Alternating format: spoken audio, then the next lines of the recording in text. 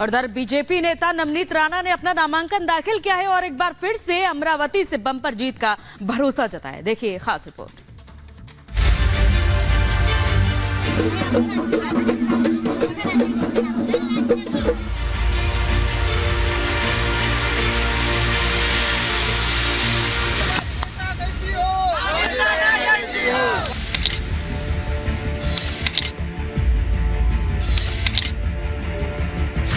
मंडली जमी है अमरावती के आदिवासी इलाके में।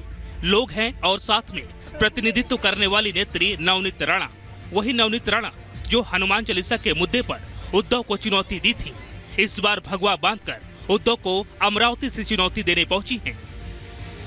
मुझे लगता है राजनीति करने के लिए नहीं, पर लोगों की सेवा करने की अगर मानसिकता हो तो समय निकालना नहीं पड़ता है, पूरा समय उन लोगों के लिए देना पड़ता है। मैं आप लोगों के बीच हमेशा रहती हूँ ना, हमेशा आती हूँ ना, मेलघाट होली करती हूँ ना हर साल, हर बार आप लोगों के बीच में रहती हूँ ना। मैं आप लोगों के लिए नहीं हूँ। नवनीत बहन है ना, आपकी बेटी है ना मेलघाट की। नवनीत के पहुंचने पर लोगों में उत्साह है, उमंग है। लोगों को देखकर नवनीत एक बार फिर जीतने का दावा कर रही हैं। लेकिन अमरावती के वोट समीकरण को देखें तो अमरावती में दलित वोटरों का दबदबा है। करीब 3.5 लाख दलित वोटर्स हैं। वहीं एसटी वोटर्स की संख्या 2.5 लाख है। जहां तक बात मुस्लिम वोटर्स की तो 3.5 लाख मुस्लिम वोटर्स हैं। मुझे लोगों की सेवा करने के लिए बनाया गया है। 2019 में भी मेरी जनता ने, अमरावतीकरों ने विरोधकों को उत्तर दिया और 2024 में इस इलेक्शन में भी मेरी अमरावतीकर विरोधकों को उत्तर देगी। नवनीत राणा सिर्फ सेवा करने के लिए, उत्तर देने का काम मेरी पूरी अमरावतीकर। नवनीत जब पिछली बार चुनाव लड़ रही थी तब नवनीत को एनसीपी और कांग्रेस का समर्थन हासिल था और 33,000 वोटों से शिवसेना के उम्मीदवार को हराया था। लेकिन इस बार उनकी सीधी टक्कर कांग्रेस और एनसीपी से है। लेकिन इस बार मुद्दा भी अलग है और चुनौती भी। महिलाओं के अपमान के मुद्दे पर सियासत चरम पर है। ऐसे में नवनीत राणा भी कांग्रेस को घेरने में जुटी है। महिलाओं के ऊपर अशोभनीय जब शब्द आते हैं तो मुझे लगता है कांग्रेस अपनी विचारधारा तो भूले गई है, पर एक महिला होने का स्वाभिमान और गर्व भी राजनीति के अखाड़े में वो भूलते आगे कदम बढ़ा रही है। तो मुझे लगता है ऐसे लोगों को इस देश की जनता, इस देश की महिलाएं अच्छे तरीके से जवाब देगी। बर्दाश्त नहीं किया जाएगा महिलाओं पे उंगली उठाने वाला। नवनीत राणा अमरावती का किला फतेह करने निकल चुकी हैं। ऐसे में उनके पिछले 5 साल का विकास और विश्वास पर वोट मिलने की उम्मीद जताई जा रही है। अमरावती में 26 अप्रैल को वोटिंग है, लिहाजा इस बार अमरावती के वोटर्स किसको चुनेंगे ये 4 जून को पता चलेगा। कयास लगाए जा रहे हैं कि अमरावती की सियासी जंग इस बार दिलचस्प होने वाली है। Bureau report, Republic Bharat.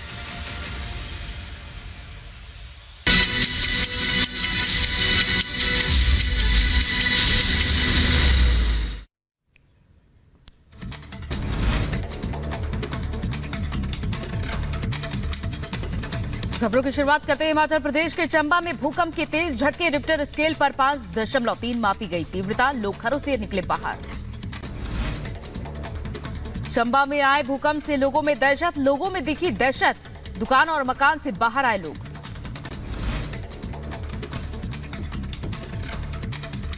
और इधर अग्निशमन रोबोट का एलजी ने निरीक्षण किया।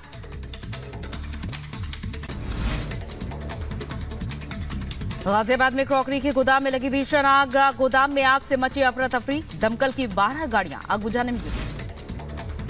यूपी के बांदा में कार और ऑटो के आमने सामने भिड़ंत हुई। हादसे में एक महिला की मौत, एक शख्स गंभीर रूप से घायल। यूपी के फिरोजाबाद में सीवर स्टेशन पर मोटर फिटिंग करते समय हादसा हुआ। मौके पर ही 2 मजदूरों की मौत, एक की हालत गंभीर। यूपी के बदायूं में पुलिस ने 15 लाख के 106 मोबाइल बरामद किए। इस एसएसपी ने लोगों को सौंपेंगे फोन। यूपी के शाहजहांपुर की घटना। एक तेज रफ्तार कार ने अपना दल के नेता की गाड़ी मारकर गाड़ी को टक्कर मारी। घटना सीसीटीवी में कैद। यूपी के शाहजहांपुर में मां ने 6 महीने की बच्ची की गला घोंटकर हत्या कर दी। पुलिस ने किया आरोपी मां को गिरफ्तार। यूपी बुलंदशहर में पुलिस ने डबल मर्डर केस का खुलासा किया।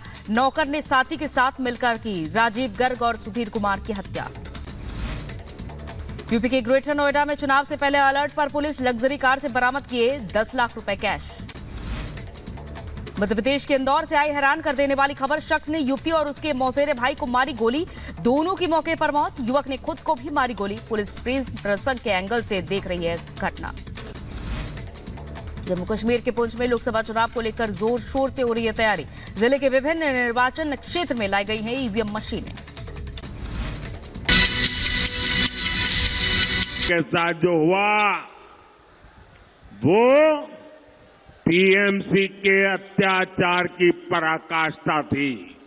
अब बीजेपी ने संकल्प लिया है कि वो संदेश खाली के दोषियों को सजा दिलवा कर ही रहेगा। उन्हें जिंदगी जेल में ही काटनी पड़ेगी।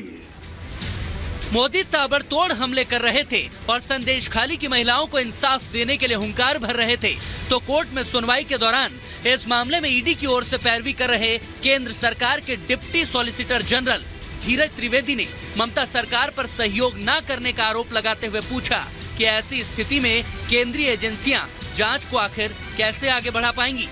इस मामले में जनहित याचिकाकर्ता के वकील ने भी गवाहों को सुरक्षा देने की मांग की है और दावा किया कि सुरक्षा कारणों से कोई भी महिला अदालत में गवाही देने के लिए आगे नहीं आ पाई। और इसके पीछे की वजह एक अन्य याचिकाकर्ता की वकील और बीजेपी की नेता प्रियंका टिब्रेवाल ने बताई और दावा किया कि संदेश खाली की ज्यादातर महिलाएं पढ़ी लिखी नहीं हैं। ईमेल तो भूल जाइए, वो खत भी नहीं लिख सकती। इस मामले में 500 से ज्यादा महिलाओं ने हमसे शिकायत की है कि उनके साथ सेक्सुअल असॉल्ट हुआ है और उन्होंने बकायदा एफिडेविट दिए हैं। पीड़ित महिलाओं ने दावा किया है कि एक शाहजहां तो गिरफ्तार हो गया, मगर उसके 1000 साथी गांव में घूम रहे हैं। वो शाहजहां के खिलाफ ना बोलने के लिए पीड़ित महिलाओं और उनके परिवार वालों को खुलेआम धमका रहे हैं। प्रियंका टिब्रेवाल ने यह भी दावा किया कि ये शिकायतकर्ताओं ने ही हमें बताया है कि शाहजहां शेख के लोग कह रहे हैं कि अगर महिलाओं ने उनके खिलाफ बयान दिया तो उनके पतियों और बच्चों के सिर काटकर फुटबॉल खेलेंगे। इस दावे पर कलकत्ता हाईकोर्ट के चीफ जस्टिस टी.एस. शिवज्ञानम ने कहा कि मान लीजिए कि एक भी एफिडेविट सही है तो ये शर्मनाक है। सोचिए, इतना खौफनाक मंजर बंगाल के एक इलाके में है जिसे कोर्ट भी मान रही है और मुख्यमंत्री ममता बनर्जी सख्त एक्शन लेने से परहेज कर रही हैं। उल्टा मोदी के खिलाफ सियासत में उलझी हुई हैं, जिसको लेकर अब बीजेपी और टीएमसी में जुबानी जंग तेज हो चुकी है। मुख्यमंत्री जो है वो भवानीपुर रहती हैं। भवानीपुर से संदेश खाली का डिस्टेंस जो है वो हार्डली 2 घंटे 10 मिनट का है, मगर मुख्यमंत्री को समय नहीं मिला संदेश खाली जाने का। तो आप इसी से समझ सकते हैं कि किसको कहां जाना चाहिए ये तृणमूल तय नहीं करेगा। प्रधानमंत्री पूरे देश के प्रधानमंत्री हैं और वो लोगों के बारे में सोचते हैं। ये नोटंकी है। ये जो नॉर्थ बंगाल के लिए दर्द वो दिखा रहा है, ये एक्टिंग है। अगर ये दिल से होता तो वो स्पॉट, वो फैमिलीज वो विजिट करता और उनका वो ये स्पीच में जरूर उसके बारे में कुछ ना कुछ होता। मोदी की टीम संदेश खाली की पीड़ितों को न्याय दिलाने की लड़ाई लड़ रही है। खुद पीएम मोदी भी लगातार अपने भाषणों में इस मुद्दे को उठा रहे हैं। खासकर बंगाल में वो इसको लेकर ममता सरकार और टीएमसी को भी आड़े हाथों ले चुके हैं। बीजेपी से चुनावी मुद्दा बना रही है और 42 सीटों पर ममता की घेराबंदी का प्लान है, जिसके लिए कूच बिहार में पीएम मोदी ने हाथ में कमल का चिन्ह लेकर रोड शो किया। इस दौरान बड़ी संख्या में महिलाएं, युवा समेत स्थानीय लोगों ने पीएम मोदी का शानदार स्वागत किया। तो वहीं पीएम मोदी ने भी कूच बिहार की रैली में महिला शक्ति का आभार जताकर उनकी सुरक्षा का आश्वासन दिया। इतनी बड़ी संख्या में आप लोग आए हैं, आपका उत्साह पूरा देश देख रहा है। ये बंगाल का मिजाज पूरा देश देख रहा है। बंगाल में रैलियों और रोड शो के जरिए मोदी ने बीजेपी के पक्ष में माहौल बना दिया है और इसमें संदेश खाली का मुद्दा भी ममता विरोधी मोर्चे पर सबसे मददगार साबित हो रहा है। ऐसे में क्या संदेश खाली में शाहजहां की करतूत ही मोदी के खिलाफ ममता की मुसीबतें बढ़ाएगा? Bureau report, Republic Bharat.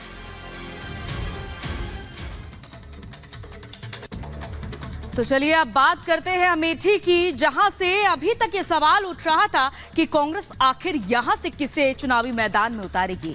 Rahul Gandhi के अमेठी से चुनाव लड़ने की चर्चा जोरों पर थी कि इस बीच गांधी परिवार के दामाद रॉबर्ट वाड्रा ने बड़े संकेत दिए हैं यहां से चुनाव लड़ने के, और रॉबर्ट वाड्रा के इस बयान के बाद से प्रतिक्रियाओं का दौर भी चरम पर है। देखिए रिपोर्ट।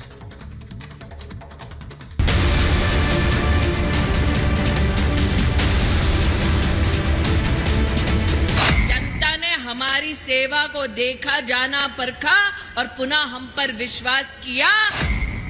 अमेठी से स्मृति ईरानी के मुकाबले कौन, ये सवाल लोगों की जेहन में था। स्मृति ईरानी को दोबारा अमेठी से टिकट दिए जाने का ऐलान बीजेपी ने बहुत पहले कर दिया था, जबकि कांग्रेस ने अमेठी से राहुल या गांधी परिवार के किसी सदस्य की उम्मीदवारी पर चुप्पी साध रखी है। राहुल ने वायनाड से नामांकन दाखिल कर दिया, जबकि अमेठी से उनके दोबारा चुनाव लड़ने पर सस्पेंस बरकरार है। इस बीच गांधी परिवार के दामाद और प्रियंका गांधी के पति रॉबर्ट वाड्रा ने अपनी सियासी इच्छाओं को सार्वजनिक कर चुनावी मैदान में उतरने का मानो ऐलान कर दिया है। पहले जरा सुनिए क्या कह रहे हैं रॉबर्ट वाड्रा अमेठी से अपनी उम्मीदवारी के बारे में।